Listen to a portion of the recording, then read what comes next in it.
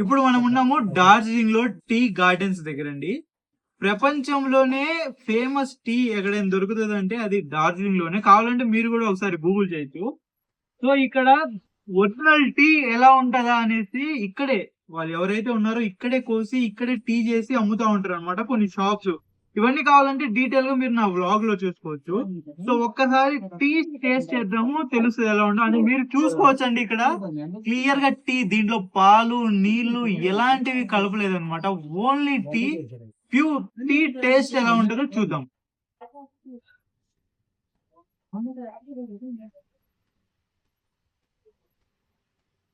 అనిపిస్తుంది కొంచెం కొంచెం. సో నిజంగానే కొంచెం ప్యూర్ టీ టేస్ట్ లాగానే అనిపిస్తుంది. కానీ ఇది నేను ఇంతకు ముందు కూడా తాగేశాను, మరీ అని చెప్పలేము.